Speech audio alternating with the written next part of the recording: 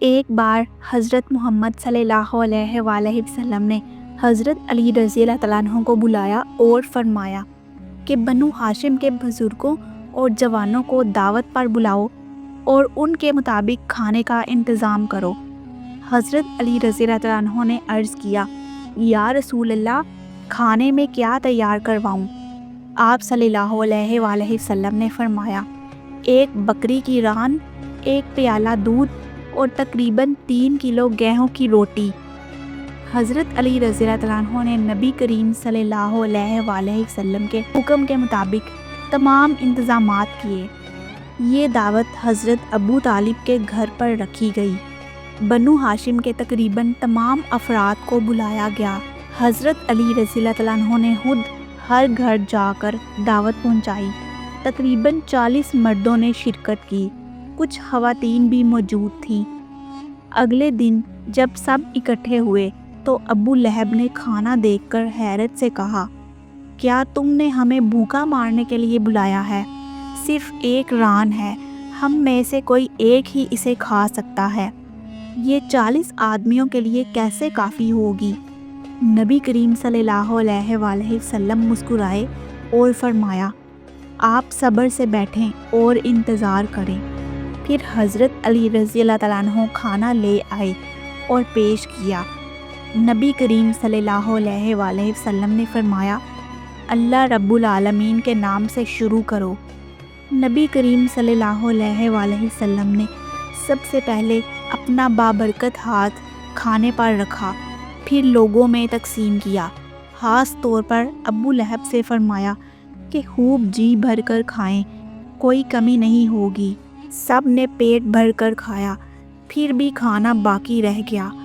اس کے بعد نبی کریم صلی اللہ علیہ وآلہ وسلم نے خود کھانا کھایا۔ یہ دیکھ کر ابو لہب حیران ہو کر بولا، اے محمد، تم نے ضرور کوئی جادو کیا ہے، اتنا تھوڑا سا کھانا 40 آدمیوں کو کیسے پورا آ سکتا ہے، اور پھر بھی باقی بچ گیا ہے۔ نبی کریم صلی اللہ علیہ وآلہ وسلم نے خاموشی سے کھانا ختم کیا اور محفل برخاست کر دی۔ لوگ حیران تھے کہ بلایا تو گیا لیکن پیغام کیوں نہیں دیا گیا۔ سب کے چلے جانے کے بعد حضرت علی رضی اللہ تعالیٰ عنہ نے پوچھا، یا رسول اللہ، آپ نے اپنا پیغام کیوں نہیں دیا؟ آپ صلی اللہ علیہ وآلہ وسلم نے فرمایا، جب میں بولنے لگا تو ابو لہب نے مجھ پر جادو کا الزام لگا دیا، یہ مناسب وقت نہیں تھا، کل پھر دعوت کا اہتمام کروں گا اور سب کو سچا پیغام دوں گا۔ اے علی، انہیں دوبارہ بلاؤ۔ اگلے دن وہی سادہ کھانا تیار کیا گیا، ایک بکری کی ران، تھوڑا سا دودھ اور گیہوں کی روٹی۔ کھانا پیش ہوا تو نبی صلی اللہ علیہ وآلہ وسلم نے فرمایا، بسم اللہ سے شروع کرو۔ سب نے پرامن طریقے سے کھانا کھایا۔ حیرت ہوئی لیکن پچھلے دن سے کم۔ ابو لہب نے اس بار کم شور مچایا۔ کھانے کے بعد نبی صلی اللہ علیہ وآلہ وسلم کھڑے ہوئے اور بلند آواز میں فرمایا، اے عبد المطلب کی اولاد، تم نے اپنی آنکھوں سے بنی اسرائیل کے انبیاء کو دیا جانے والا معجزہ دیکھ لیا۔ یہ وہی برکت ہے جو حضرت عیسیٰ علیہ السلام کے دسترخوان میں بھی تھی کہ کھانا کھایا جاتا مگر ختم نہ ہوتا۔ میں نے یہ دکھایا تاکہ تم یقین کر سکو کہ میں اللہ رب العالمین کا خاص پیغام لے کر آیا ہوں۔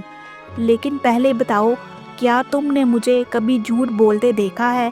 کیا میرے عمل یا بات میں کبھی عیب پایا ہے؟ سب نے کہا، نہیں، ہم نے آپ کو ہمیشہ سچا، نیک اور رحم دل پایا ہے، آپ سے کبھی جھوٹ نہیں سنا۔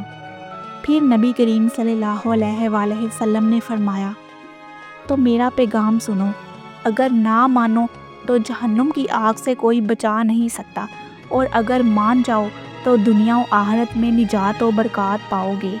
میرا پیغام یہ ہے کہ بتوں کی بت پرستی چھوڑ دو اور صرف ایک اللہ کی عبادت کرو۔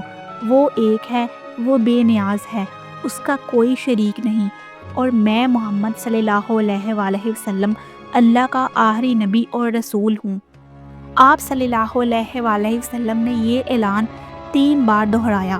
یہ سن کر ابو لہب غصے سے بھر گیا اور نبی کریم صلی اللہ علیہ وآلہ وسلم کو گالیاں دینے لگا، لیکن آپ صلی اللہ علیہ وآلہ وسلم خاموش رہے۔ ابو لہب گالیاں دیتا ہوا چلا گیا اور آہستہ آہستہ بنو ہاشم کے دوسرے لوگ بھی چلے گئے۔ اگلے دن نبی کریم صلی اللہ علیہ وآلہ وسلم گھر سے نکلے، لیکن بنو ہاشم کی طرف نہ گئے بلکہ سیدھے کعبہ کی طرف تشریف لے گئے۔ کعبہ کے قریب صفا نامی پہاڑی تھی۔ آپ صلی اللہ علیہ وآلہ وسلم اس پہاڑی پر چڑھے اور بلند آواز میں پکارا۔ ان کی آواز دور دور تک مکہ میں گونجی۔ آپ صلی اللہ علیہ وآلہ وسلم نے ہر قبیلے کو نام لے کر پکارا، اے بنو ہاشم، اے بنو مخزوم، اے بنو امیہ۔ آپ کی آواز سن کر ہر قبیلے کے لوگ جمع ہونے لگے۔ جو نہ آ سکے انہوں نے اپنے نمائندے بھیج دیے۔ پورا مکہ جمع ہو گیا۔ ہر قبیلے کا کم از کم ایک سردار موجود تھا۔ نبی کریم صلی اللہ علیہ وآلہ وسلم صفا پر کھڑے تھے۔ کسی نے پوچھا، ہمیں کیوں بلایا گیا؟ آپ صلی اللہ علیہ وآلہ وسلم نے جواب دیا کہ اگر میں کچھ کہوں تو کیا تم مجھے سچا مانو گے یا جھوٹا مانو گے؟ لوگوں نے کہا، ہم نے آپ کو ہمیشہ سچا اور امانت دار پایا ہے، آپ کی بات پر کبھی شک نہیں کریں گے۔ پھر آپ صلی اللہ علیہ وآلہ وسلم نے پوچھا، اگر میں کہوں کہ اس پہاڑ کے پیچھے دشمن کی فوج چھپی ہوئی ہے جو کہ حملہ کرنے والی ہے تو کیا تم مانو گے؟ انہوں نے کہا، ہاں ہم مانیں گے۔ آپ صلی اللہ علیہ وآلہ وسلم نے پوچھا کہ کیوں؟ انہوں نے کہا، کیونکہ ہم نے آپ سے کبھی جھوٹ نہیں سنا۔ تب نبی کریم صلی اللہ علیہ وآلہ وسلم نے فرمایا، میں تمہارے پاس ایک عظیم اللہ کا پیغام لے کر آیا ہوں۔ تم جس راہ پر ہو وہ ہلاکت کی راہ ہے۔ تم نے اللہ رب العالمین کو چھوڑ کر بے شمار جھوٹے بتوں کی پرستش شروع کر دی ہے۔ اگر توبہ نہ کرو گے تو آخرت میں جہنم اور سخت عذاب تمہارا مقدر ہے۔ ایک اللہ کی عبادت قبول کرو اور لا الہ الا اللہ کہو۔ جب نبی کریم صلی اللہ علیہ وآلہ وسلم نے اپنی بات مکمل کی تو ابو لہب بولا، اے محمد، کیا تم نے ہمیں ان بے مقصد باتوں کے لیے بلایا تھا؟ وہ غصے سے بڑبڑاتا ہوا چلا گیا۔ لوگ حیران تھے کہ کیا جواب دیں، لیکن یہ واقعہ مکہ بھر میں موضوع بحث بن گیا۔ کچھ لوگ غصے میں کہنے لگے کہ محمد نے ہمارے بتوں کی توہین کی ہے، اسے سزا ملنی چاہیے۔ ہر گھر میں سرگوشیاں شروع ہو گئیں، محمد کو ایسی ہمت کہاں سے ملی؟ لیکن نبی کریم صلی اللہ علیہ وآلہ وسلم کا دل اپنے مشن میں مضبوط ہو گیا۔ آپ جانتے تھے کہ راستہ دشوار ہے، مگر حق کی آواز کو چھپایا نہیں جا سکتا۔